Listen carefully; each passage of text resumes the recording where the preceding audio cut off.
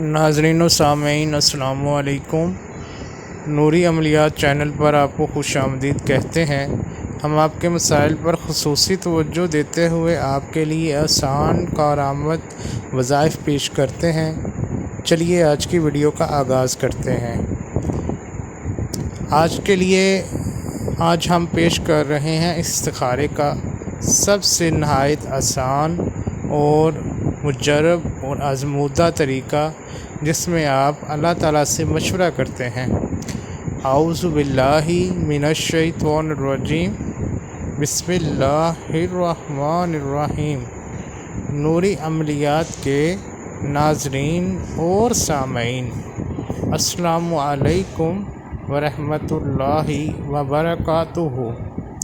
ناظرین و سامعین، بہت سے ہمارے بہن بھائی ایسے ہیں کہ وہ کوئی بھی معاملہ، کوئی بھی کام کرنے سے پہلے استخارہ کرنا لازمی سمجھتے ہیں یا مناسب سمجھتے ہیں، کیونکہ استخارہ بنیادی طور پر اللہ تعالیٰ سے مشورے کا نام ہے۔ خاص طور پر میری مائیں اور بہنیں جو کسی رشتے کو کسی جگہ پر پکا کرنے سے پہلے، یعنی کہ بات پکی کرنے سے پہلے استخارہ کرنا، اس کو مناسب اور لازمی سمجھا جاتا ہے، کیونکہ استخارے کا مطلب ہوتا ہے اللہ تعالیٰ سے مشورہ کرنا۔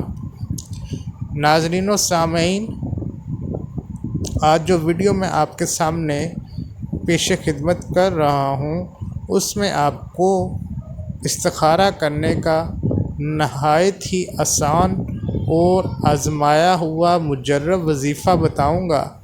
اس عمل سے، استخارے کے اس عمل سے آپ اللہ تعالیٰ سے جو بھی مشورہ مانگنا چاہیں، وہ رات کو اللہ تعالیٰ کی طرف سے خواب میں آپ کو دکھا دیا جائے گا۔ اس استخارے کے بعد آپ کو یہ کنفرم ہو جاتا ہے کہ یہ کام آپ کے لیے بہتر ہوگا، درست ہوگا یا نہیں ہوگا۔ ویڈیو کو غور سے دیکھیے اور سنیے۔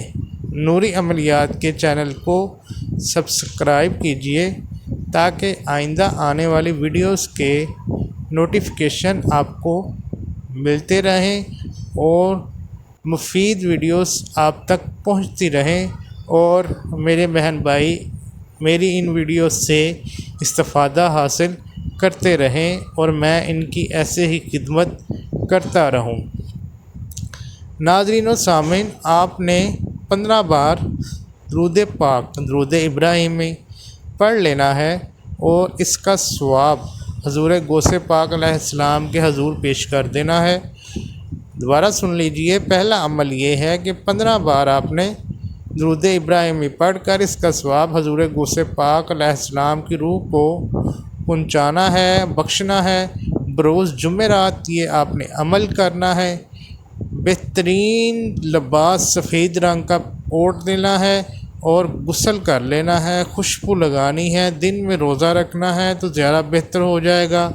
آپ نے پھر 11 بار درود شریف پڑھ کر، 11 بار اول و آخر درود شریف پڑھ کر عشاء کی نماز کے بعد یا بدیع العجائب یا کاشف الغرائب 1100 بار آپ نے پڑھنا ہے، اور بغیر کلام کیے آپ نے سو جانا ہے۔ انشاءاللہ آپ کو اشارہ اللہ تعالیٰ کی طرف سے مل جائے گا کہ آپ کے لیے جو معاملہ آپ چاہتے ہیں، جس کام میں آپ نے مشاورت طلب کی ہے، وہ بہتر ہے کہ نہیں۔ جزاک اللہ۔